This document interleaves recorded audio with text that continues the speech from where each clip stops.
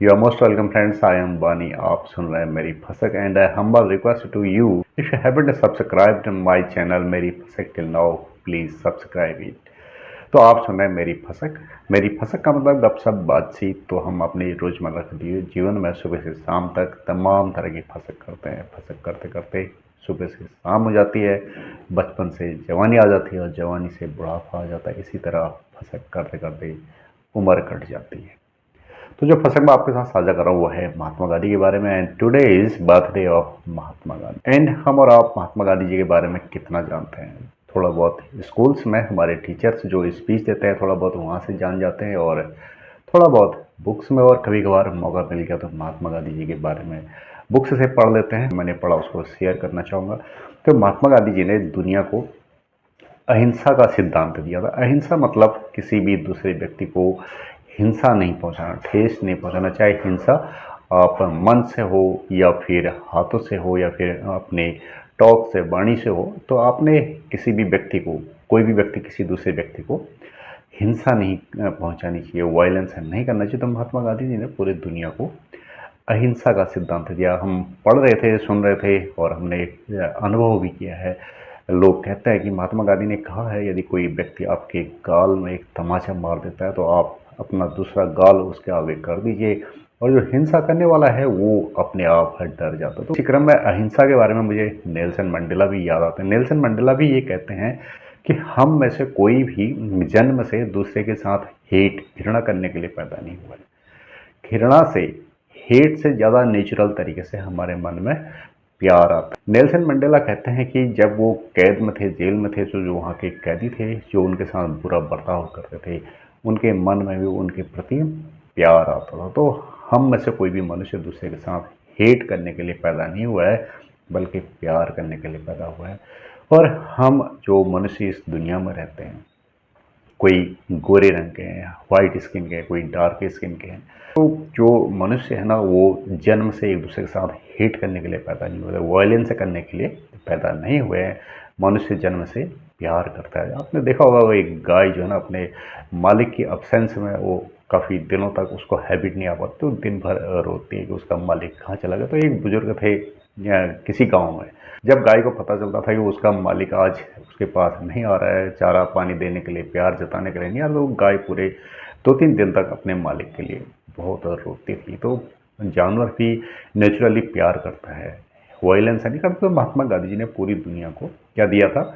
अहिंसा का सिद्धांत दिया था। और अंग्रेज जिन्होंने भारत में हिंसा के बल पर अपना साम्राज्य जमाया था, उनके खिलाफ महात्मा गांधी का जो अहिंसक आंदोलन था वो बहुत ज़्यादा प्रभावशाली था, प्रभावकारी था। और इसके दम पर कहा जाता है कि अंग्रेज़ों को भारत छोड़ने के लिए सोचना पड़ा। दूसरा, महात्मा गांधी जी ने एक और सिद्धांत दिया था, वो था वर्धा शिक्षा योजना। तो आपने या हमने इस बारे में कितना पढ़ा है, कितना सुना है, फिर भी वर्धा शिक्षा योजना के बारे में जितना मैं जानता हूँ वो ये है कि महात्मा गांधी चाहते थे, उनकी सोच थी, एक ऐसा स्कूल हो जिसके आसपास बच्चे कृषि करना सीखें। तो जहाँ पर कोई प्राइमरी, हाई स्कूल या इंटर कॉलेज होगा, उसके बगल में खेती करने के लिए ज़मीन होगी और बच्चे उसमें खेती किसानी सीखेंगे। तो महात्मा गांधी जी ने दुनिया को एक और प्रिंसिपल दिया है, वो है ट्रस्टीशिप का, जिसको हिंदी में बोलते हैं प्रन्यास संरक्षिता। यानी कि इस सिद्धांत के अनुसार आपके पास आपकी आवश्यकता से अगर ज़्यादा धन है तो आप इस धन का दूसरों पर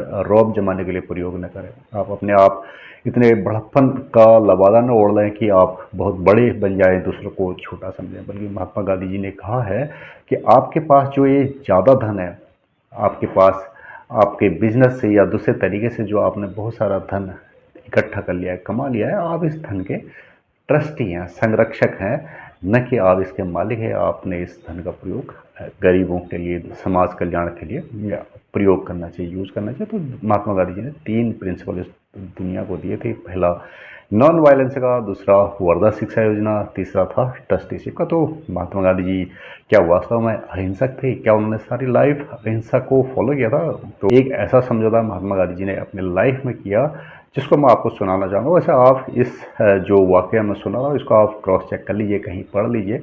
ये मैंने किसी किताब में पढ़ा था। वो ये है कि महात्मा गांधी जी ने एक बार एक गाय के पैर पर, जो कि गाय का पैर टूट गया था, लटक रहा था और गाय को चलने में दर्द हो रहा था, गाय का जो टूटा हुआ पैर था वो घिसट घिसट कर जा रहा था, जिससे गांधी जी को लगता था कि गाय को दर्द हो रहा है। तो गांधी जी ने उस टूटे हुए पैर को, जो कि लटका हुआ था और उसकी थोड़ी सी स्किन बची हुई थी, एक छोटी सी स्किन से वो पैर से चिपका हुआ था, टूटा हुआ था, तो गांधी जी ने उस टूटे हुए भाग को कैंची से अलग किया। तो यहाँ पर कहा जाता है कि गांधी जी थोड़ा बहुत अहिंसा के प्रिंसिपल के साथ समझौता भी करते थे, क्योंकि गांधी जी अहिंसा के पुजारी थे। भारत की आज़ादी में अंग्रेजों के साथ भारतीयों ने जो संघर्ष किया, कांग्रेस ने जो संघर्ष किया, वो महात्मा गांधी की उसमें बहुत बड़ी भूमिका है।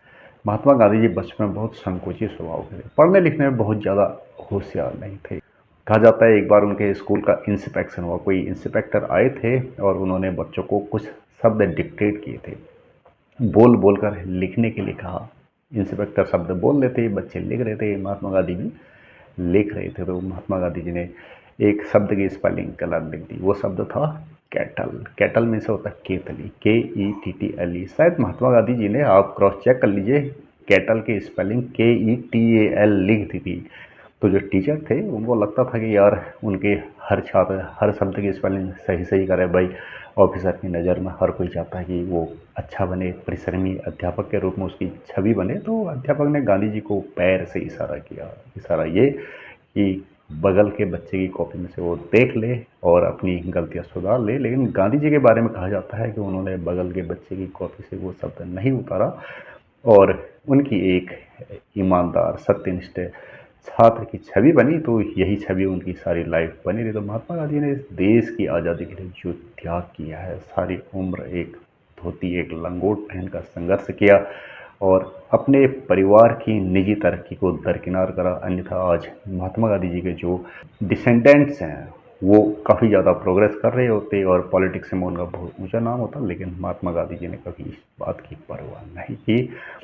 तो महात्मा गांधी जी के बारे में जो मैंने पढ़ा, एक और वाकया मुझे याद आता, वो ये है कि महात्मा गांधी जी जब दक्षिण अफ्रीका गए थे किसी अब्दुल्ला नाम के व्यवसायी के वकील के रूप में, तो वो शायद प्रिटोरिया से जोहान्सबर्ग जा रहे थे या जोहान्सबर्ग से प्रिटोरिया जा रहे थे, जोग्राफी मुझे अच्छी तरह क्लियर नहीं है। तो उस बीच में एक ट्रेन स्टेशन पड़ता था पीटरमारिट्जबर्ग। तो बताया जाता है कि Mahatma Gandhi ji first class train की फर्स्ट क्लास का टिकट उनके पास था, फर्स्ट क्लास में वो सवार थे, लेकिन वहाँ पर वाइट स्किन के लोग थे, यानी गोरे लोग थे। और गोरे लोग ना थोड़ा सा काले लोगों से थोड़ा सा हेट करते थे।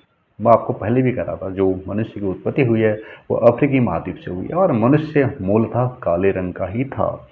ये जो गोरे रंग के मनुष्य बने ये एक म्यूटेशन है। अफ्रीकी महाद्वीप से जो लोग यूरोप की ओर चले गए, यानी कि ठंड में चले गए, उनके शरीर में म्यूटेशन हुआ। म्यूटेशन का मतलब ठीक वैसा जैसे कोरोना ने बार बार अपना रूप बदला, डेल्टा वायरस बना, ओमिक्रॉन वायरस बना, ऐसे ही मनुष्य ने भी अपने शरीर में, ऐसे ही मनुष्य के शरीर में भी परिवर्तन हुए। काले से मनुष्य कैसा बन गया, गोरा। और जब उसी मनुष्य की स्किन वाइट बनी, उसके अंदर बहुत ज़्यादा ईगो आ गया, दम आ गया, प्राउड आ गया। वो अपने स्किन के रंग पर बोस्ट करने लगा। वो जब अफ्रीका पहुंचा तो उसने वहाँ के काले रंग के लोगों के साथ बहुत भेदभाव किया, उनका उत्पीड़न किया। मतलब मनुष्य ने मनुष्य के साथ ही उत्पीड़न किया। इसलिए किया क्योंकि उनका स्किन गोरा हो गया।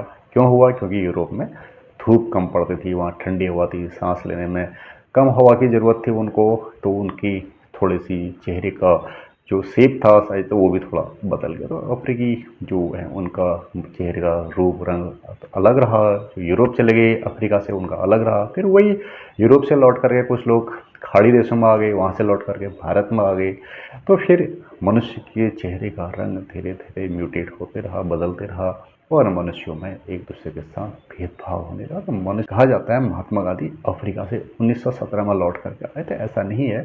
महात्मा गांधी जो अफ्रीका गए थे वहाँ से बीच बीच में भारत आते रहे और वापस दक्षिण अफ्रीका जाते रहे। कहा जाता है, मैंने किसी बुक में पढ़ा कि जब महात्मा गांधी भारत से वापस अफ्रीका गए तो उन जिस जहाज़ में वो जा रहे थे उनके साथ उनके वाइफ भी थी, छोटे बच्चे भी थे। और अफ्रीका में पहुंचने के बाद वहाँ के गोरे लोगों को लगा ये गांधी जी ना भारत से बहुत सारे काले लोगों को लेकर के आए हैं। तो जो शिप था, पहले तो वहाँ शिप से लोगों को उतरने नहीं दिया और बड़ी मुश्किल से उतरने दिया। तो गांधी जी को पकड़ लिया गया। बोले यही असली आदमी है जो यहाँ का माहौल ख़राब कर रहा है, वहाँ से काले लोगों को ला रहा है। तो गांधी जी के उन्होंने बहुत ठुकाई की थी, पिटाई की थी, बड़ी मुश्किल से उनको किसी ने बचाया था। वो कोई गोरा था जिसने गांधी जी को बचाया था, वो गांधी जी को जानता था, क्योंकि गांधी जी दक्षिण अफ्रीका में पहले वकालत कर चुके थे और वहाँ उनका थोड़ा बहुत नाम हो गया था। तो भाई काले और गोरे रंग के आधार पर गांधी जी ने बहुत कष्ट झेला। महात्मा तो भीमराव अंबेडकर ने भी काफ़ी ज़्यादा अनटचेबिलिटी झेली, उसका अनटचेबिलिटी का शिकार हुए। तो मनुष्य और मनुष्य के बीच में अनटचेबिलिटी होती है, और मनुष्य तो है एक ही। कई लोग ये विश्वास करते हैं कि हम गोरे रंग के हैं, हमारी रेस अच्छी है, हम उच्च स्तर के हैं, हमारी कास्ट उच्च स्तर की है, हमें कुछ प्रिविलेज है, विशेषाधिकार है। ऐसा है नहीं भाई। ये जो मनुष्य की उत्पत्ति हुई है सिर्फ अफ्रीकी महाद्वीप में, वहीं से इधर उधर गई और म्यूटेशन हुआ, हवा पानी का असर पड़ा, किसी का रंग गोरा हो गया, किसी का रंग काला ही रहा। अब जब काले और गोरे मिक्स हुए तो वहाँ पर शरीर का रंग, चेहरे का रंग कुछ अलग हो गया।